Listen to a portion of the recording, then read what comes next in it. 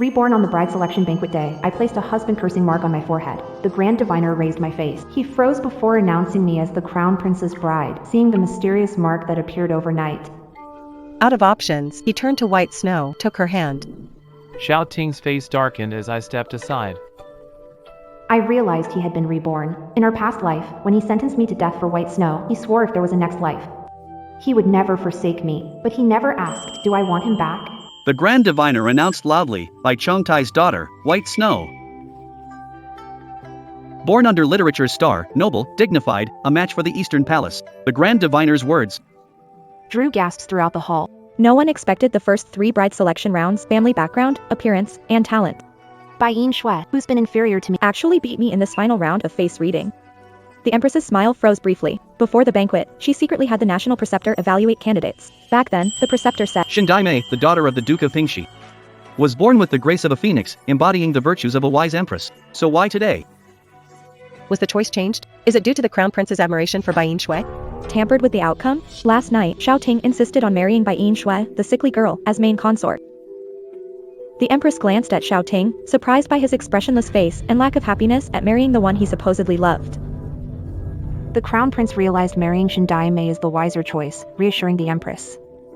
And slowly spoke. You've worked hard assisting the crown prince today. Have you had proper rest? If you're feeling too drained, perhaps we should continue another day. The hall tensed, sweat appeared on the Grand Advisor's forehead.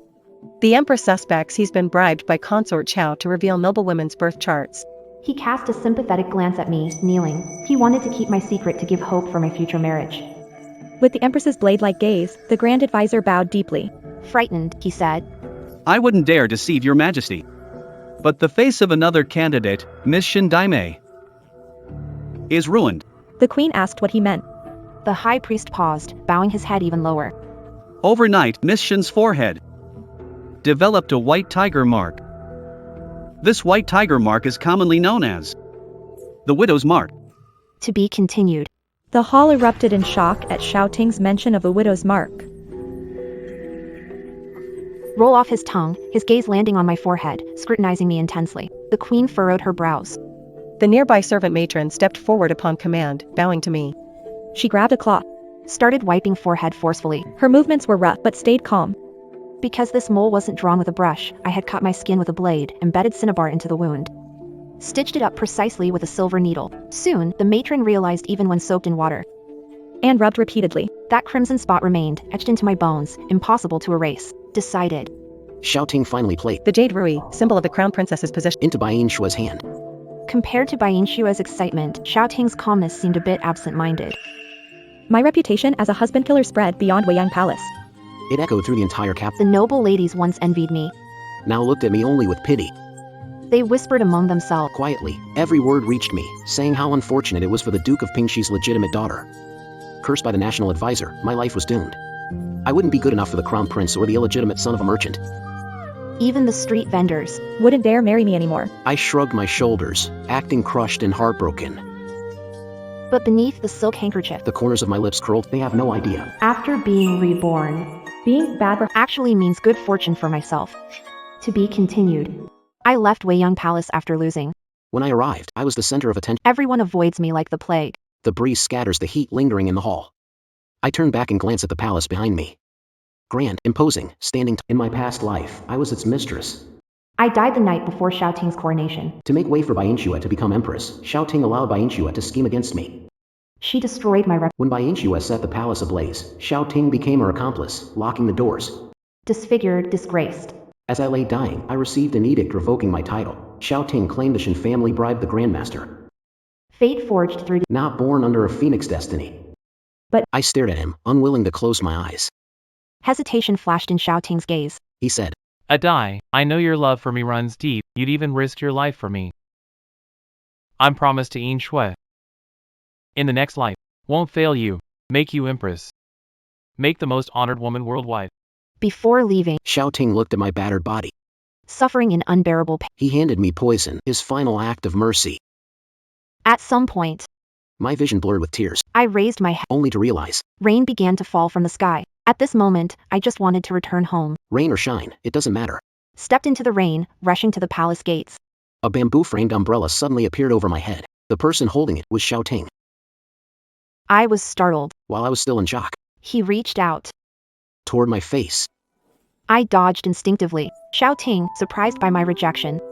had a hint of annoyance in his eyes but didn't press further. Realizing his misstep, he stepped back. He pointed at my brow, unable to suppress his curiosity in the end. Did someone harm you, Miss Shin, over the position of crown princess? Feel free to tell me. I will stand up for you.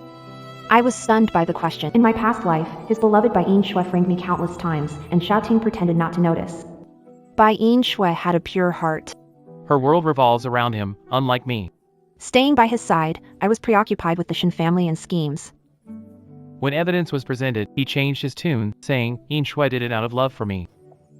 That's why she was so insecure, Shin. You took her place as crown princess. What do you owe her? Xiao Ting asked bluntly, a curious glint in his eyes. He's testing me, my heart tensed.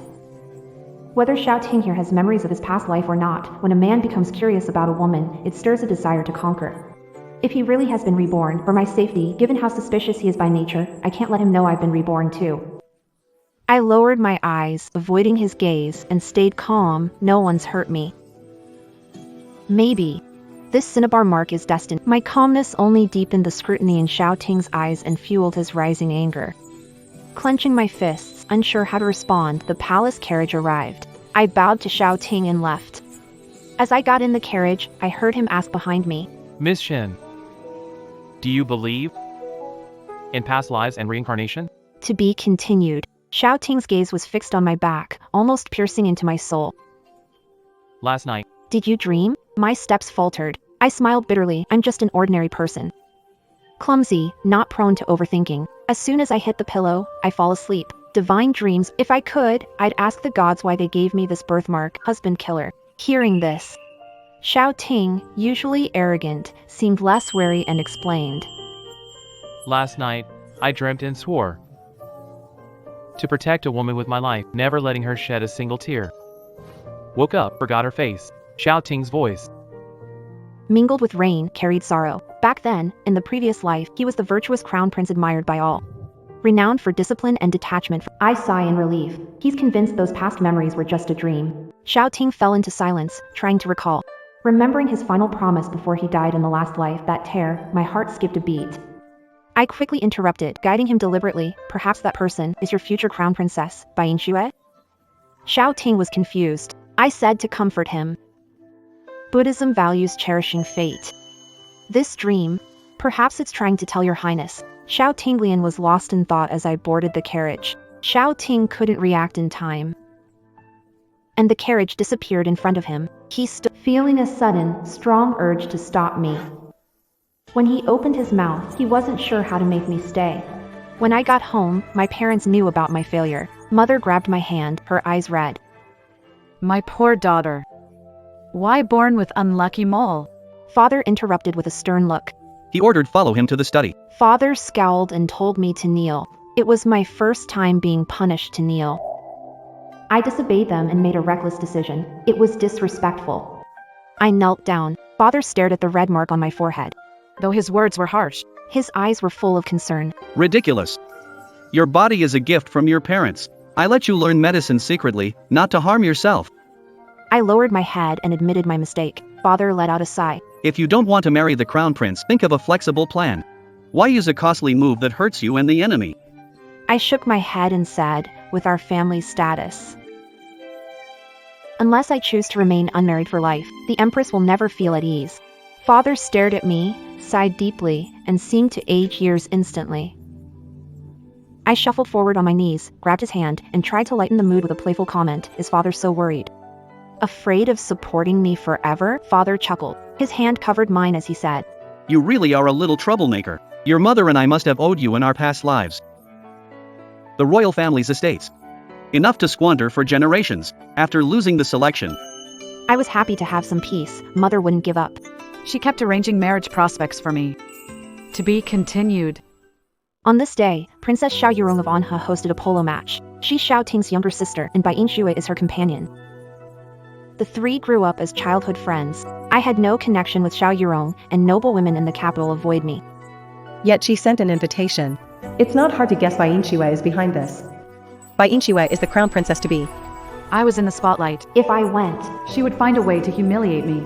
but my mother said, At this polo match, young talents gathered, offering an opportunity to meet someone. She insisted I go. I couldn't say no. When I reached the polo field and saw the endless green, I felt my earlier resistance was narrow-minded. As crown princess, I embodied virtues of gentleness and grace, avoiding boldness. I reigned in my nature, focusing on music, chess, calligraphy, painting, and etiquette. But the blood of the Pingxi royal manor ran. It filled me with longing to gallop on horseback and shoot arrows, just as I watched the majestic horses restlessly. Mother gave me a riding outfit she secretly prepared. Every stitch was sewn by her. I understood her intentions. Beyond finding a match, she wanted me to embrace life. I mounted the horse. I was clumsy initially, but the familiar skills returned. I let loose. Cheered by Mother, I swung my mallet, scored, and broke through the goal. I outshone noble young men from the capital who saw every lady as frail. When Xiao Ting arrived, he saw endless green fields, a beauty in vivid red, fair skin like snow, and a cinnabar mark between her brows. Her dazzling presence became unforgettable. In that instant, his heart pounded like a drum. At the moment I turned back with my mallet, I was like a red lotus in full bloom, breathtakingly beautiful. Xiao Ting hadn't seen me like this before. To him, I epitomized the noble lady of the capital. Elegant and flawless, But also dull. yet the person in front of him, So dazzling he couldn't look away. his heart skipped a beat. It wasn't until the thunderous applause that Xiao Ting snapped back to reality. I was disqualified as crown princess and deemed a jinx by the royal astrologer. So why does she seem unaffected? She looks cheerful. Maybe she never wanted to marry him. This realization darkened Xiao Ting's expression. Stepping off the stage, I tied my horse and someone handed over a yellow handkerchief. I assumed it was from my mother and prepared to take it. Xiao Ting's voice came from above. I've never seen you with this face. Xiao Ting's strange resentment startled me. I bowed to pay respects. In my previous, Xiao Ting didn't appear at this polo match. Could it be that my rebirth has disrupted the original timeline? I hesitated to take the handkerchief until the eunuch announcing rewards broke the awkwardness. I quickly made an excuse to leave but failed to notice Bai Inshue watching Xiao Ting and me from a distance. Clutching her handkerchief, she glared at her father and brother with malice and said, "All this over winning a single polo match?" The real show is yet to come. Just wait and see. That shameless little seductress. How long can your smugness last?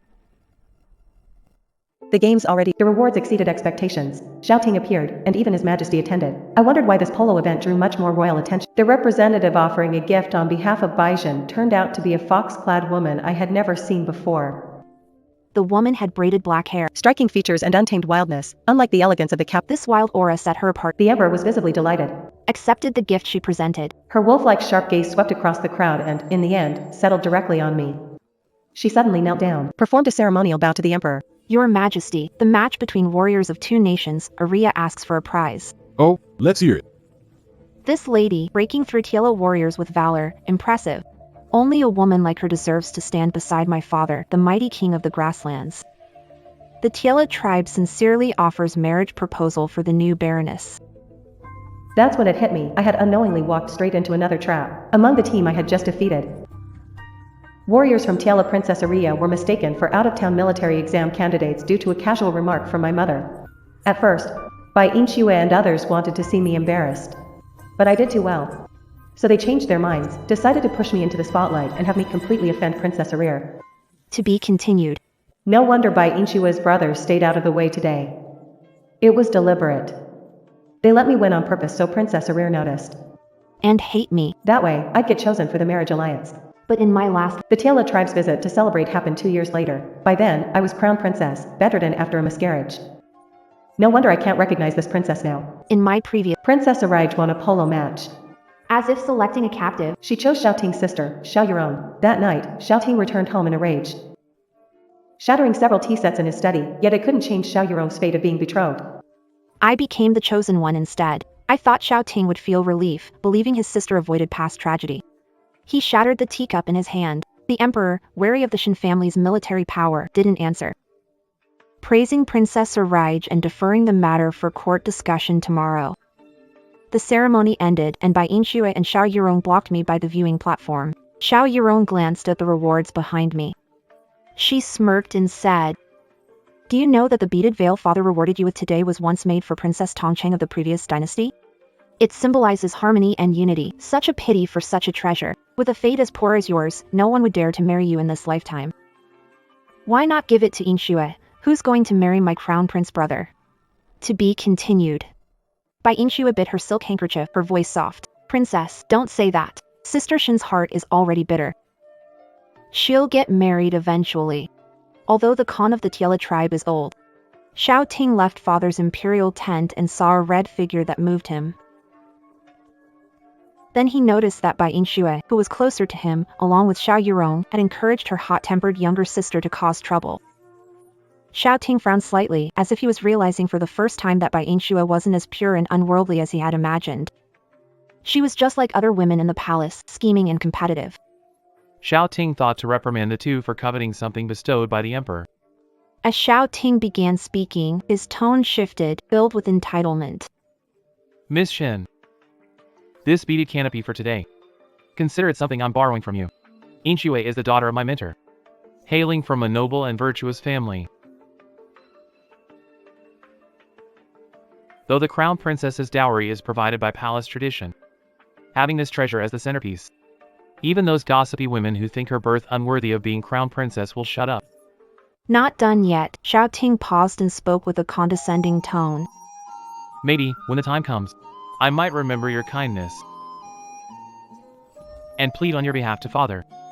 I'll ensure a place for you in the palace. So you won't live in loneliness. Bai Inshue's expression shifted. The crown prince means to make me his concubine? He turned to gauge my reaction but was surprised I wasn't shocked.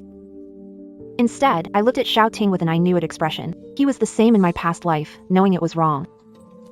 Yet for Bai Inshue, he'd always find some excuse to make me give way, casually taking what was mine without asking. To look good. When Xiao Ting met my mocking gaze, it struck something in him. His temples throbbed as images flooded his mind. Xiao Ting clutched his forehead.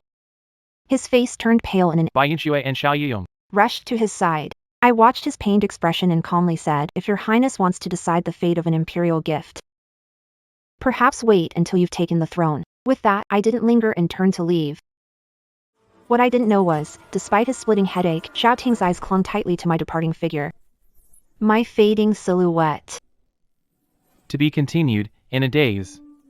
Xiao Ting saw my leaving figure overlap with the woman in his dream walking away. Merging into one. The next day in court, led by Bai Chongtai, Bai Inshu as the civil officials spoke. He was the first to speak up. A marriage alliance can bring peace between the two nations. The daughter of the Western Peace King is strikingly beautiful, strong in body, and possesses a unique destiny.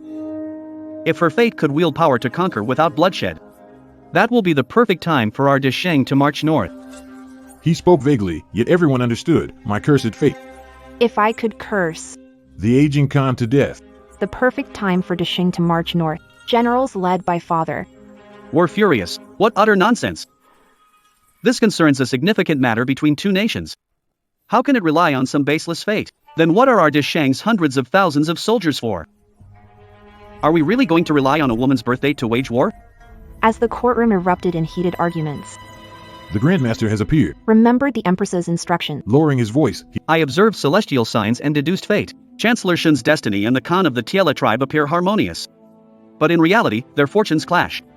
The hall fell silent. Our dynasty believes in fate. No one dared confront the Grandmaster, fearing he'd invoke the heavens. Impeach them. Generals supporting father fell silent. To be continued. My father stood alone. He tried speaking but was shut down. Xiao Ting frowned, hesitating to speak up. But seeing the Emperor's inclination to agree, he clenched his fists and swallowed the words already forming on his lips. As Xiao Ting hesitated, A lazy voice suddenly sounded, I object. Everyone turned. The speaker was Xiao Ling, second prince born of consort Chao, infamous in the capital for debauchery. Indulging in cockfights and idling, to consort Chao's despair. Favored by the emperor, she grew thinner daily. As the court placed their hopes on the belt of a mere woman. he stepped forward. Xiaoling's youthful and spirited voice echoed in the grand hall. Conceding will only make them push further. We must crush them. Only then will they truly submit. I am willing to lead the troops into battle. Youthful arrogance didn't win support from the emperor or court, but Xiaoling was beloved son of consort Chao. The officials couldn't reject him, The emperor, pleased his son showed ambition. couldn't crush his hopes. To be continued. After deliberation, the marriage alliance was shelved. Father discussed it privately in the study, excluding mother and me. They talked late into the night. I returned to my room to rest when a noise at the window caught my attention. Opening it, a green plum fell inside. I looked toward the sound and, under the bright moonlight, saw a carefree young man with sharp features sitting on the wall, grinning at me. It was Xiao Ling. I picked up the plum, amused yet exasperated. Your Highness. Visiting my house walls, what are you up to? Xiao Ling jumped down the wall, He brushed dust off the robe. as if returning home. He looked through the window, direct and indignant, and said, Shindai Mei. Do you have any idea? Bai Shui was chosen by my mother as my wife, but the crown prince took her. I didn't know why he brought this up and was briefly at a loss. Xiao Ling leaned in, staring at me with an intense expression of self-satisfaction, as if he devised a brilliant. So, make it up to me by being my princess. I saw it at the polo match. Compared to Bai Shui, you're better in every way. Since we were kids, everyone said I'm inferior to the crown prince. But this is different. To be continued. Xiao Ling smiled recklessly about this. As long as I marry you, I can surpass him. I was stunned. Those words sounded a bit childish. Yet, as I looked into Xiao Ling's clear eyes, I feel he's sincere. Marrying Xiao Ling and allying with the Marquis of Jinbei could spare me from a political marriage. I don't want to blindly step into another calculated royal union. I frowned and declined, Your Highness. They say I'm cursed to bring misfortune to my husbands. Xiao Ling waved it off. My reputation isn't great either, he said. But so what? Who spent time with me says I'm terrible. His carefree attitude caught me off guard. When he looked at me with those playful, serious peach blossom eyes, I was stunned. As I stood dazed, Xiao Ling mounted the wall and glanced back before leaving. Since I've set my mind to it, I'll figure it out. After Xiao Ling left, I sat by the window alone, recalling the few moments I shared with him in my past life. Princess Xiao Yurong was sent to marry into the. Xiao Ling stepped forward. He's like an unsheathed sword, unyielding and resolute. To be continued. The emperor eventually agreed to let Xiao Ling lead the troops. Not due to his speech, but the princess's escort for the alliance. Still needed protection. And yet, with this hastily assembled group of just 100 men, relying on their sharp instincts, they managed a successful night raid on the enemy camp, taking down the Khan himself. Xiao Yurong, sibling of Xiao Ting, saw the emperor's guilt and used it to strengthen the crown prince's position. Chose to stand by, but Xiao Ling carried a fiery passion that didn't fit the royal family. I couldn't help myself and, behind Xiao Ting's back, gifted him our family's treasured chainmail under another name. The day Xiao Ling led his troops out of the city, I stood in the crowd and whispered, Wish you a triumphant return. Make sure you come back safe. He reined in his horse and looked in my direction. He grinned wildly, carefree and bold. His eyes sparkled like starlight, brimming with the fearless energy of youth. Xiao Ling won the battle. News of victory shook the capital. He sent me an unsigned letter. The handwriting was messy, and he exaggeratedly claimed I had a lucky mouth. To be continued. He thanked me for the chainmail, which saved his life, and promised local specialties in gratitude when he returned. I realized he knew about my gift. Xiao Ling never returned. He won the battle but died returning to the capital. The wound wasn't treated in time and infected. He succumbed to it. I was admiring flowers in the eastern palace courtyard and heard the news. The flower stem snapped in my hand. I suspected Xiao Ting. If Xiao Ling returned, he would be the god of war of dashing. No longer just a carefree prince overshadowed by the crown prince, but the second prince with military achievements and the people's support. He could rival Xiao Ting overnight, but I found no evidence. Everyone said it was an accident. Xiao Ling's coffin returned to the capital. The city mourned as noble consort Xiao fainted repeatedly. Xiao Ting and his sister stood on the city wall, solemnly carrying the coffin. I followed from a distance, sensing the wind that day was chillingly cold. In my path, I saw nothing. Xiao Ling stepped forward for me again, with youthful sincerity. Still reckless abandon, he said, since making this decision. Natural to solve it myself. The unresolved bond lingers. I can't let him bear it alone. We share a common goal. Xiao Ling and I are on the same boat. So when he climbed over my wall yet again, rambling nonsense, I dragged him into my study, threw military strategy books in front of him. Xiao Ling paused, surprised. But he didn't refuse, flipping a page. Thought, idle, unlearned playboy. Probably putting on a show at first. He skimmed through 10 lines, reading fast. Occasionally, he'd stop, point at a section, and ask me, Would a night attack work better? Stunned, this guy caught on, drawing analogies. Wondered, has he been hiding his talents? Or did the town North Marquis from Consort Chow's family teach him these strategies? Didn't press him for answer. I handed Xiao Ling to my father. Dad didn't believe me. How could a spoiled playboy from the capital? What would he know about military? I recalled his astonishing victories in a past life. I promised my father, trust me, he will win. My father stared at me for a while and finally nodded. To be continued. My father and Xiao Ling spent 3 days and nights using the sand table as their battlefield. By the third evening, the study door opened. My father saw Xiao Ling out and patted his shoulder, his eyes sparkling. He looked at him like a rare gem. The next day, Xiao Ling entered the palace to present the revised map. Xiao Ling prepared confidently, analyzing checkpoints and supply routes precisely. After listening, the emperor stayed silent before nodding. When Xiao Ling brought the good news, I gambled right. In my past life, Xiao Ting, though the central family's main descendant, resented Xiao Ling, whom he trampled. Guarded until news of Xiao Ling's death, the emperor canceled court sessions for 15 days in grief. He buried Xiao Ling with rights reserved for the crown prince. That's when I began to sense it. Perhaps Consort Chao was the emperor's true love, the one he truly wanted to succeed the throne. In truth, it might have always. When news reached Weiyang Palace, Xiao Ting and his mother's faces darkened. Xiao Ting considered contacting court officials on his mother to petition against it. But just as he was about to speak, flashes of his past life returned, Xiao Ling's wounds festering, dying on his way back to the capital, and the physician treating him. Bai Xian, one of Xiao Ting's people, froze briefly before regaining composure. The Empress Dowager's proposal. I disagree, he dismissed the Empress's suggestion. 3 months later, news of victory reached the capital. Xiao Ling avoided ambush gambles from his past life. He led 30,000 troops north, breaking barriers, capturing cities, taking generals. He forced the Tiela tribe into submission. When I received his letter, I had been praying for him at Yuan Tong Temple. His handwriting was still as crooked as ever. The war is over. I'm coming to marry you. Mismatched with brilliant battle achievements, this dynasty flourished with Buddhism. Worshippers flocked. In the Guanyin Hall, I met Xiao Ting accompanying Bai Yinshui to pray for a child. Time flies in the mountains. Focused on prayers, I lost track of time. Seeing her, I realized.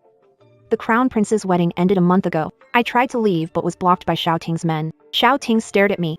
A deep gaze. Miss Shin. What wish are you making? I've hidden nothing. I simply lowered my eyes to avoid his gaze. Calmly, I said, to wish the soldiers a swift victory. And for peace and prosperity in Dashing. My words seemed flawless, but Xiao Ting wasn't convinced. He approached. Trapping me in the Guanyin statue's shadow, he lowered his head, glared, and spoke through clenched teeth. This wish is only for Xiao Ling, isn't it? Speak. Are you planning to marry him? Xiao Ting's words made me realize that not long ago, the closeness between my family and Xiao Ling hasn't escaped his notice. No way out, no fear, I replied coldly. This is sacred ground of Buddhism. Please mind your words, your Highness. Rage flickered in Xiao Ting's eyes, but seeing my pale, clenched fingers, he hesitated and stepped back.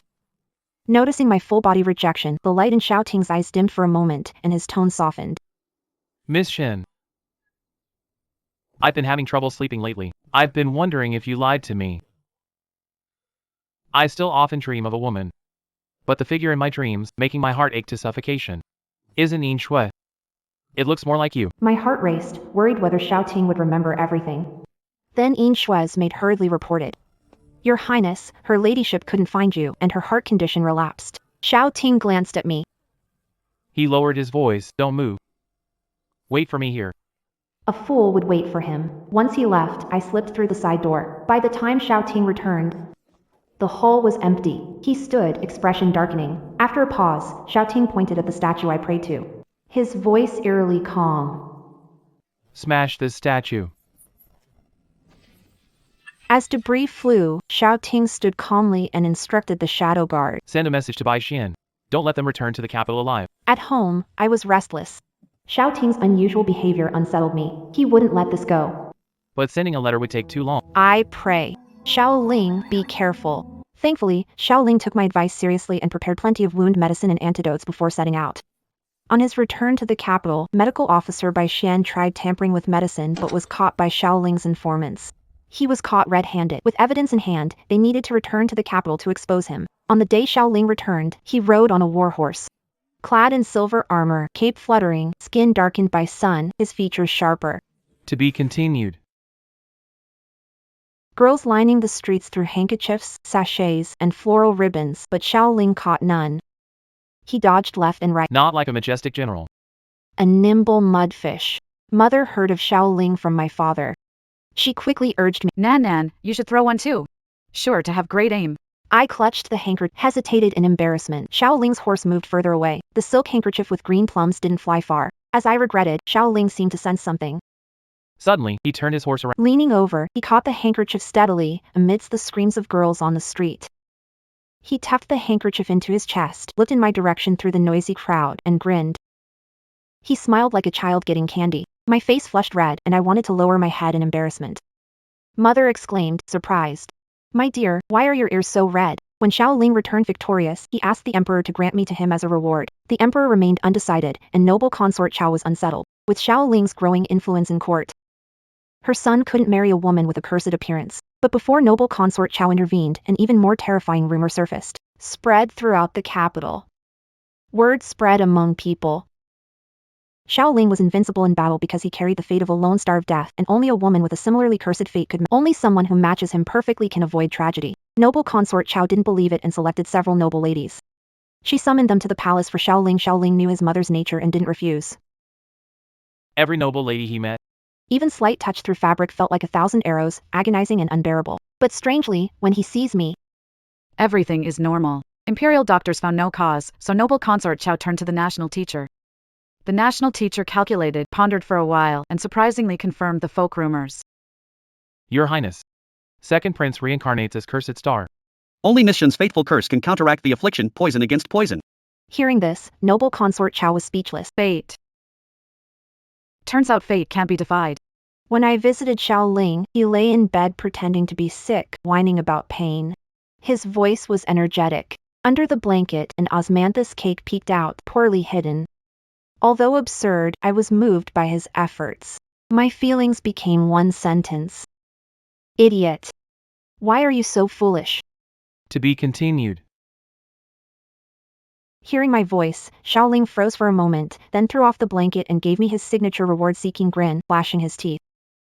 You've finally come. Want some osmanthus cake? Seeing me worried, Xiaoling dropped the smirk, scratched his head, and explained. Shindai, everything I did today, I did willingly. Don't overthink it. Without you, I wouldn't be here today. I will never fail you. If I do, then let me suffer, pierced by 1,000 arrows, dying on my bed. I quickly covered his mouth, but Xiaoling just grinned in triumph and tightly grabbed my hand. My marriage with Xiaoling was decided. Before the wedding, we had few chances to meet. Xiaoting bribed court physician Bai Xian to plot against him, but Xiaoling didn't rush to report it to the emperor. Your Highness. Bai Xian has confessed. Xiaoting bribed the medic to harm me. I won't act yet. The crown prince's faction runs deep. We must strike a fatal blow. Evidence against the empress is being gathered. Investigate, expose their corruption. I want father to completely lose faith in him. I'll stay home preparing for the wedding. Each morning, I find curios and treats Xiaoling picks out for me. Little novelties and delicacies.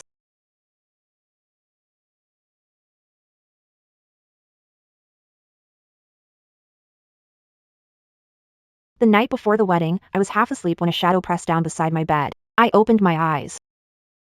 In moonlight, I saw his face. It was Xiaoting. Xiaoting had snuck into my room.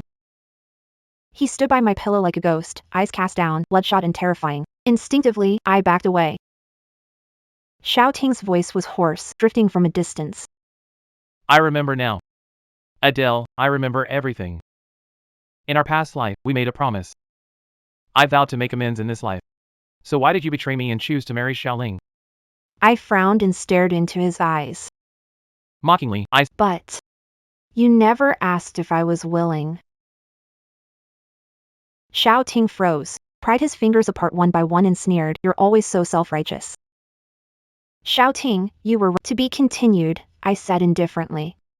No one will stay in the same place forever. Not even waiting for you to look. Xiaoting's breathing turned rapid. His face paled. So you've remembered your past life. I stopped avoiding his gaze, my eyes firm. Yes, I've known for a long time. Never forget night before coronation. The fire at Weiyang Palace, it was by Yin Shui who started it.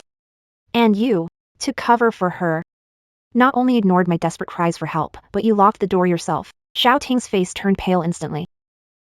Staggering back, he knocked over the stool behind him, unaware. Xiao Ting began to speak, but said nothing. The breeze lifted the curtains. After a silence, Xiao Ting spoke hoarsely. It was also you who told Xiaoling about my plan to marry him. Frowned. Don't blame everything on love. Xiao Ting stared at me and suddenly laughed, but that laugh carried traces of mockery and obsession. I don't usually like overly clever women, but you're an exception. You keep surprising me more and more. Tomorrow, at your wedding with Xiaoling, I'll be sure to prepare an unforgettable gift for you both. To be continued. Xiao Ting said no more and disappeared into the night. Sat on bed, listening to footsteps growing fainter, chaotic. On wedding day, drums and gongs filled the air. Just as the bridal sedan stopped at Xiaoling's mansion, the news of a palace coup broke like a thunderclap. Xiao Ting had made his move. This is a battle of calculation and concealment, the ending is. Xiao Ting underestimated me and Xiaoling's military genius. The rebellion was suppressed in half a day. When Xiao Ting knelt before me, I was in wedding attire, phoenix crown and red gown intact. He stared at me, dressed like I was in a previous life wedding, his gaze dazed. Xiao Ting reached out. He tried to touch the hem of my dress, but I turned away in disgust. He looked up, hurt and resentful filling his eyes. Do you hate me that much?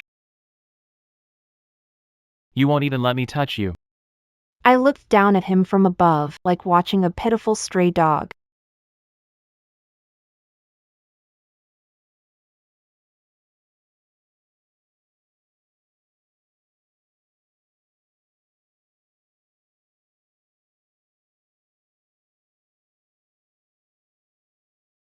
It was as if something struck him.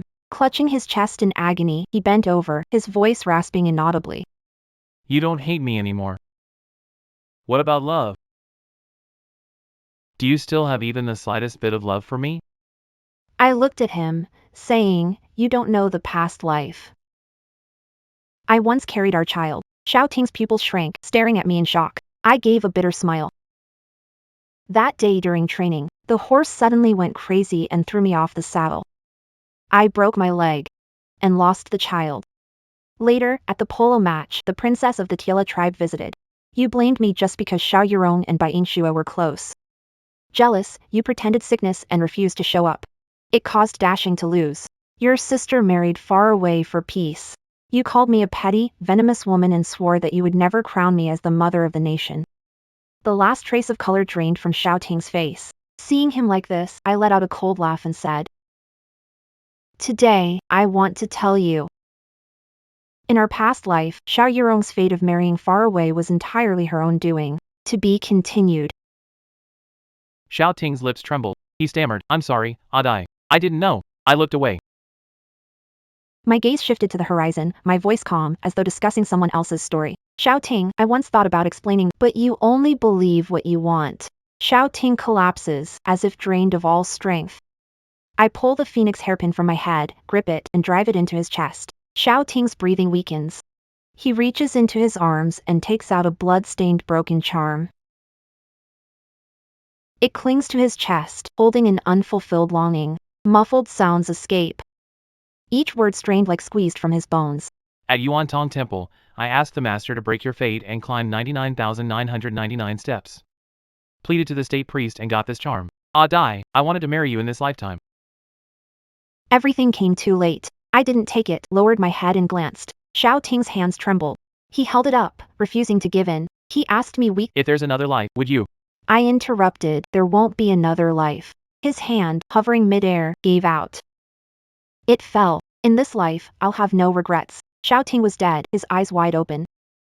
Staring in my direction, I turned and saw Xiaoling standing under the nearby corridor. I didn't know how long he'd been listening. Bloodstains on his face highlighted his unreal, stunning features. He still wore the matching wedding robe. Except it looked darker than mine. I couldn't tell if it was blood or the fabric's color. I panicked. I never told him about my rebirth, and Xiaoling never asked why I seemed to know more than the Grand Seer. He trusted me unconditionally, as I trusted him, when I didn't know where to begin. Xiao Ling strode forward. He walked to me, scooped me up, and carried me. I gasped in surprise, but he held me securely, his chin resting on my forehead. He spoke softly with allure. Darling, today's wedding must have worn you out. If you're not tired, shall we move on to our bridal chamber? He looked down at me, his eyes and brows full of joy. The emperor abdicated that year and became retired emperor. Crown Prince Xiaoting rebelled. Defeated and executed, all males were killed, while women exiled to Lingnan. The Empress and Princess Anha, Xiao Yurong, were stripped of their titles for rampant corruption and demoted to commoners, confined for life. Princess Baiyin Shui swapped identities with her maid. She escaped the capital, only to run into. The refugees Xiaoting forced out for funds for the army. Bai Yinxue suffered immense humiliation. She lost the baby. She became mute and disappeared. The second prince, Xiao Ling, took the throne and made me empress. He decreed the abolishment of the consort selection system. 2 years later, I gave birth to the crown prince. During delivery, Mag carrying red fruit to the eaves and filling the hall with a lingering fragrance. Xiao Ling was overjoyed, naming the child Chengyu, appointing him crown prince. When Chengyu first spoke, magnolias in the royal garden were blooming. In spring, he looked up, eyes bright, and choked out. Mother, I'm back. I froze in place, then pulled him tightly into my arms. In that moment, I believed the child follows the mother. It was him, the one never born in my past life. Follow me, we're back. To be continued. When Qingyu was 3, the imperial hospital sent a mute. A medical maid Brewed calming medicine in the side hall. She always kept her head down, her face covered with a thick black veil. The chief imperial physician knelt, bowed, and explained the maid suffered a childhood fire, leaving her face severely scarred. She lost her voice from trauma. In the chamber, I reviewed battle reports from General Xiaoling at the northern border. Qingyu was playing with a 9-linked rings puzzle on the marble floor. The mute medical maid knelt on the ground, lifting the medicine bowl above her head. Chengyu, who usually loves excitement, suddenly tossed aside her 9-linked ring, let out a sharp scream, and rushed into my arms. Her hands trembling, she pointed at the physician, burying her face in my robe and struggling. I held Chengyu tightly, Patting her back. then I cast a cold gaze at the physician. She looked up. Her body shook violently, but instead of raising her head, she lowered it further. I gestured to put down the medicine bowl. I didn't let Qingyu take the medicine right away. Handlers of medicine for the emperor's eldest son. You must write down the dosage of each herb immediately, to be kept on record. The mute healer's trembling hand took the paper and brush from the palace servant and began writing on rice paper. It seemed she wanted to mask her inner panic through speed. I took the prescription sheet from her. My eyes locked onto one particular word, lotus seed. The final stroke of the character for lotus had a sharp hook. the brushwork was casual. The ending carried intense aggression, typical of Bai Chongtai, a great scholar of the previous dynasty. Technique emphasized aloofness and pride. In a past life, Bai Yinshui once prided herself on unmatched talent in the capital. I watched her write this character repeatedly, it was deeply etched in her. Disfigurement or severed fingers didn't erase the habit. I stared at that character and said each word slowly. you have excellent handwriting. But there's too much hatred in the strokes. I suddenly raised my hand and overturned the bowl of pitch-black medicine. Scalding liquid splashed Onto the healer's hand. She let out a stifled gasp, instinctively shielding her face. The attendant seized her long hair and forcefully yanked it back, causing the thick black veil to fall to the ground. A face scarred by fire, pitted and charred like old tree bark, was fully exposed before my eyes. The flesh was torn open, but those eyes, widened in pain, still gleamed with the same hypocritical malice from her past life. Venomous glare, I sighed. Bai Yinshui, since you've already become a wretched ghost of hell, why crawl out to disgrace yourself? Biting down hard, she let out eerie, guttural sounds before suddenly pulling a poisoned silver needle from her sleeve. She thrust it towards my heart. To be continued, the shadow guard Xiaoling left for me before leaving the capital appeared instantly, kicking Bai Yinshui's wrist. The sound of bones cracking echoed through the side hall. The poison needle hit the ground, glowing blue. Bai Yinshui collapsed onto the floor, gasping for breath. Qingyu hid, peeking with half his face. Fear gave way to curiosity. News of Xiaoling's return to the capital spread. He wore silver armor and brought a chill with him. He stormed into Fingyi Palace, smelling blood, and saw Bai Yinshui on the ground. Xiaoling's gaze instantly turned colder than an ice cellar. Drew sword at waist with reverse grip. The blade pointed at Bai Yinshui's throat. Adai, don't be afraid. I'll handle the thing. I shook my head, stepped forward, and looked at Bai Yinshui. She can't die yet. She has Xiao Ting's death warriors behind her. Take her away. Lock her in Eastern Palace ruins. Held Xiao Ling's hand.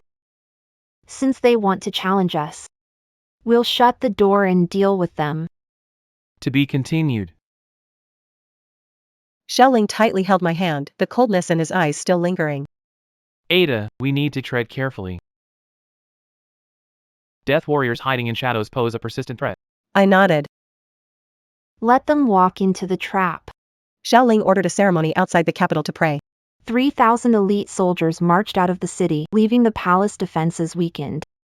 I changed into a simple, elegant palace dress, walking the imperial garden with Qingyu. I knew countless venomous eyes were lurking in the shadows, watching us.